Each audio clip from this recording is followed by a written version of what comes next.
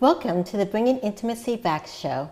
We're a show where we focus on connecting in relationships, but also connecting with oneself, because that's very critical in dealing with intimacy. And today's topic is self-intimacy. And what self-intimacy is being aware of your own feelings, being able to accept them, care about them, and also having the ability to share it with your partner. Today, I am honored to have a special guest on my show today. Her name is Nathalie Ellis, and she has a thriving practice in Decatur, Georgia, called Esteem Counseling and Consulting Services. Welcome, Nathalie. Thank you, Yes. Dr. Brown. Happy to be here. Oh, good. Could you tell our audience about your journey as becoming a counselor and starting your practice? Yes, definitely. I got my master's back in 2000, and so since a young child, I knew I've always wanted to be a counselor. I love to listen to people, and I'm concerned about people's feelings. Okay. And so back in 2000, got my master's at Argosy University. Okay. And since then, I worked in community mental health for about 15 years. From 2000 to 2015, worked in community mental health with children, adolescents, families, a lot of families in the juvenile justice system, in the DFAC system. And then back in 2015, actually back in 2012, I decided to start my own practice. Right. As well. And so with my own practice in Decatur, I see families, children, adolescents, couples, adults, and that's been going very well. Okay, so I've enjoyed doing that. Yes, and you have, I noticed on your website, a program called Esteem. So the name of my practice is Esteem Counseling and Consulting Services, and Esteem is an acronym. Okay. It stands for Empower Self Through Enrichment, Education, and Motivation. And so again, part of the reason for empowering. I like how you start that off. You started off right there. So Esteem to me, my work is all about helping people build and grow themselves. And so their esteem is how you view yourself. And so Esteem, empowering yourself through education, so it's important to be educated about your own self and about the world around you. Enrich, it's important to engage in activities and things that makes you feel better and that helps you grow. Right, because that all becomes helping you to you. Exactly, to who you are. And then of course motivation. It's important that we motivate ourselves through affirmations, through all those things. So I thought Esteem was just a great way to kind of put it all together. I love that, the empowerment and the engagement and that kind of stuff. Yes. So how would you think self-intimacy relates to that in the journey of people being more empowered to get to know themselves? Yeah, and so it's funny, I looked at the definition of intimacy. So the intimacy is closeness and familiarity. Right? And so when we talk about self-intimacy, it's how close and familiar are you to yourself.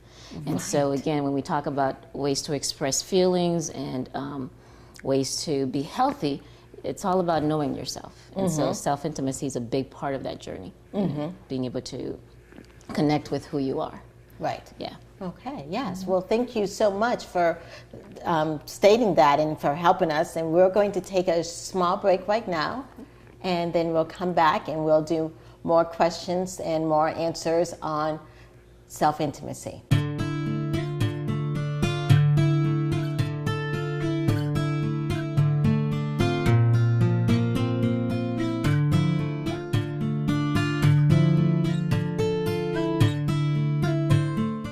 Feeling disconnected or alone? Trouble communicating or feeling understood?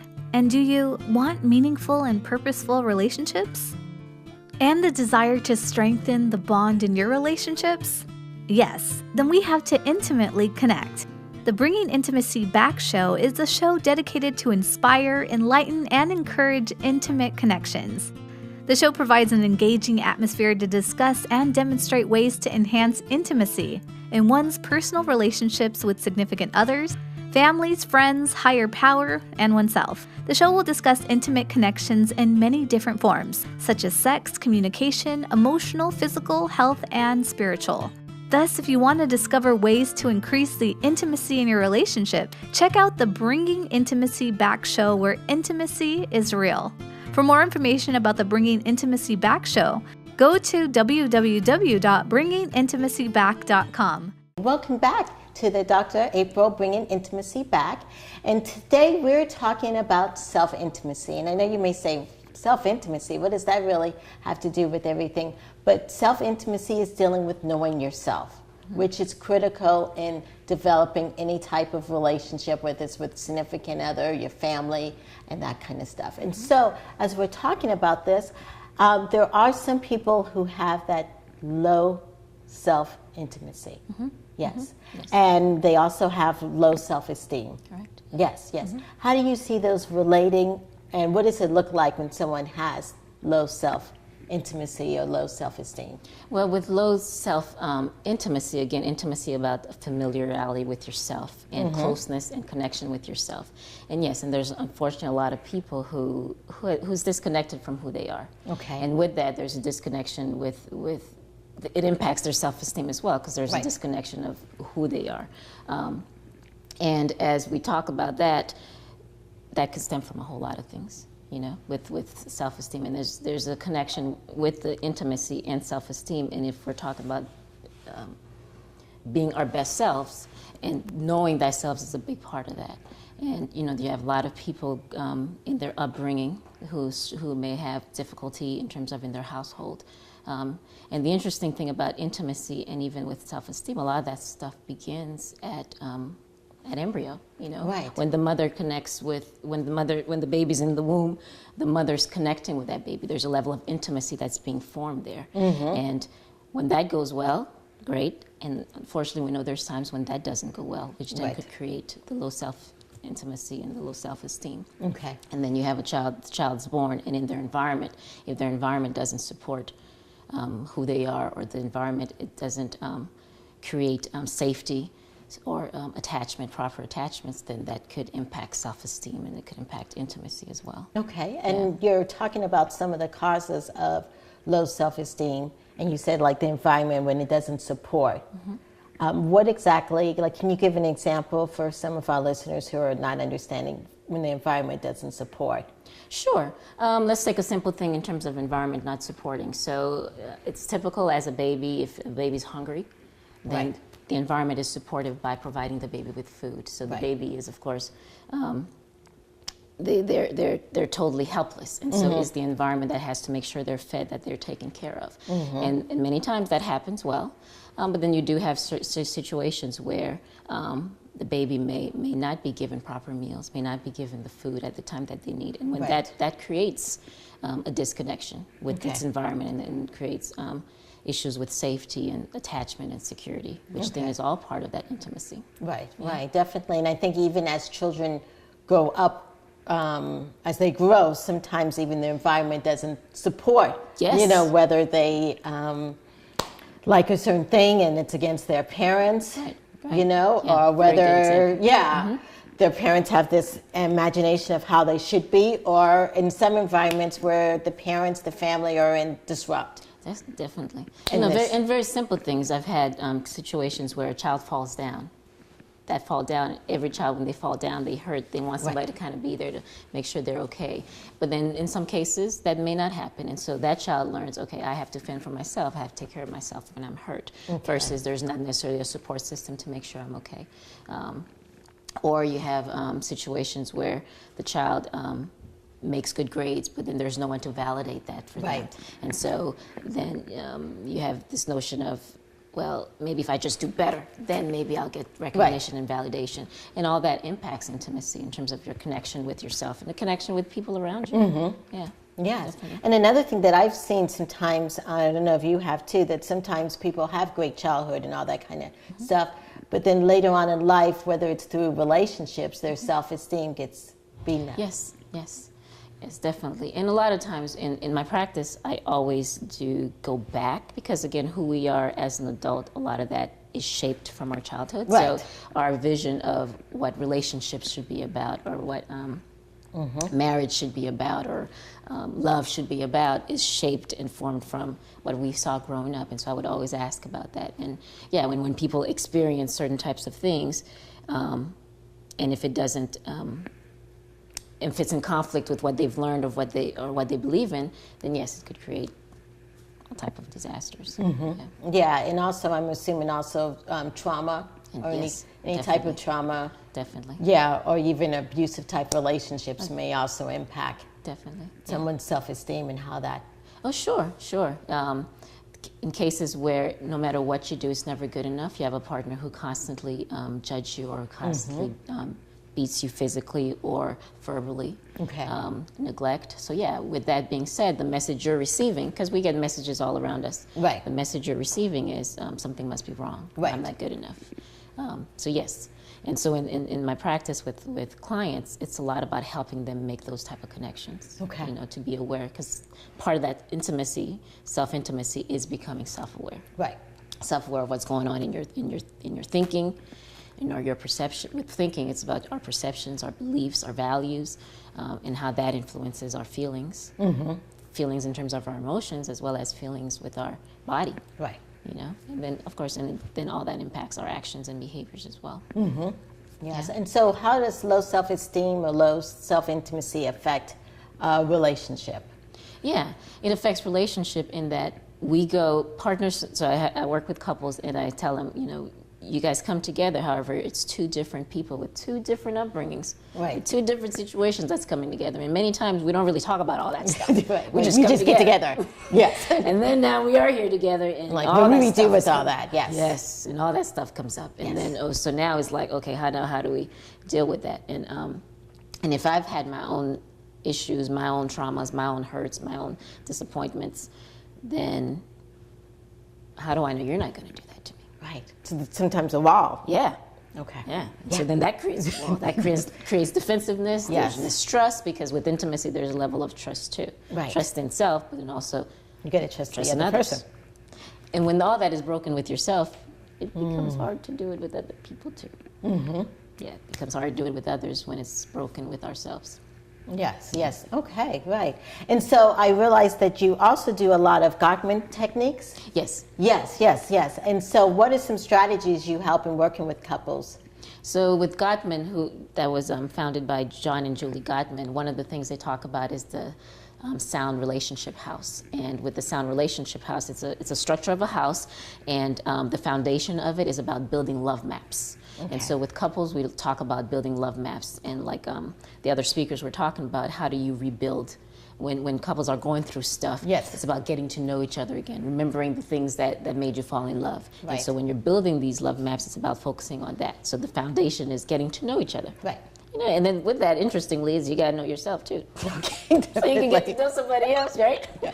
You know, so but getting to know each other, and then the walls in that house is trust and commitment. Right. And then there's and then within that, you're helping clients how to resolve conflict, how to work through conflicts in their relationship, how to turn towards each other versus away from each other. So there's different strategies and things that we work on to build this sound relationship house. This love map, yes. And the love maps, yes. The love map, yes. Well, thank you so much for providing that information. Right now, we're going to go take a small break, and when we come back, we're going to talk about tools and helping couples with low self-esteem increase their intimacy.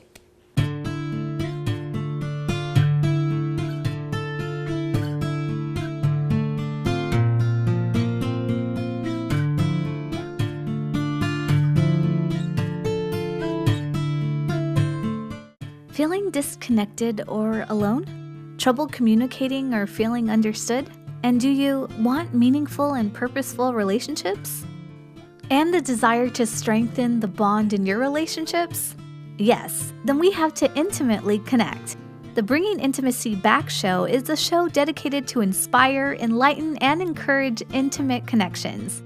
The show provides an engaging atmosphere to discuss and demonstrate ways to enhance intimacy in one's personal relationships with significant others, families, friends, higher power, and oneself. The show will discuss intimate connections in many different forms, such as sex, communication, emotional, physical, health, and spiritual. Thus, if you want to discover ways to increase the intimacy in your relationship, check out the Bringing Intimacy Back show, where intimacy is real. For more information about the Bringing Intimacy Back show, go to www.bringingintimacyback.com. Welcome back. We're on the Bringing Intimacy Back show, and today we've been talking about self-intimacy, low self-intimacy, and for those people who really struggle with themselves, and we also, in the sense of intimacy with yourself, how it affects relationships. Well, right now we're in our toolbox segment, and our toolbox segment is giving tips and tools to our couples or people who are listening on how to increase intimacy. Okay. And so what kind of tools could you give our audience members? Sure. In regards to self-intimacy, a lot of it will be about taking time to figure out yourself. Okay. And so with that, one of the things I talk to clients about, there's this triangle, a cognitive triad per se, and on top there's thoughts, and then feelings, body sensations, and actions. And so one of the things I help clients do is try to work on becoming more aware of all these components, because we're made up of all these things. A lot of times we're so not aware of our whole self. We tend to, we need to dissect more of ourselves. Right. And so our mind influences and our thinking influences our feelings. Right. And so people think many times, well, I just do and I just act, I just do these things. But helping people kind of say there's a connection with all of that. Yes. Yeah, and all of it is connected. And not only that, but it impacts our body too. Right. And so mental health, there's a strong relation with mental health and physical health. So helping people recognize that. And so with that, I tell clients to, identify a list of thoughts that you have, more so reoccurring thoughts that goes on, and seeing if there's any type of patterns. And so you have a lot of people with patterns such as, I'm not good enough. And that's Those very negative common. self-talks. Yes. There's a lot of negative self-talks. And Yes. so once you kind of recognize the reoccurring patterns and then identify what's positive and what's negative. Right. And then with that, with the negative ones, okay, so what's behind that? With those negative patterns, what's the feelings associated with that? What's the actions associated with that? And then that creates the intimacy that we have with ourselves. Okay. Okay. And so helping people kind of be mindful of all those components of themselves and to become more aware of it and to track it better. And so I get a lot of clients who say, well, I was about to do this, but I thought about it. I was thinking about what I was feeling that moment and what was going on with my body. And with that, we're able to make the necessary changes, and we're able to better know ourselves too, so we could be better. Right, definitely. Those thoughts and those negative self-talk and those negative thoughts definitely affect everything. And so I'm glad you mentioned that, because that is critical. Yes, and changing behaviors, actions, and working on your feelings. Yes. Definitely. Yes. So you have provided us with such great information. Yes. So if our audience members are out there listening and they want to know more information on how to get connected with you, what's the best way that they should connect with you? Sure. I do have a website, and my website is esteemcounselingservices.com, so they could connect me through the website. You could also contact me, Nathalie Ellis, and my phone number is 678-732-7269. So that's another way to contact me as well. Okay, yes, well, definitely. Thank you so much for being on the show. I really appreciate it. And for the audience, you were listening to Bringing Intimacy Back. We were talking about self-intimacy and where intimacy is real here. And we will look forward to another show. Thank you so much.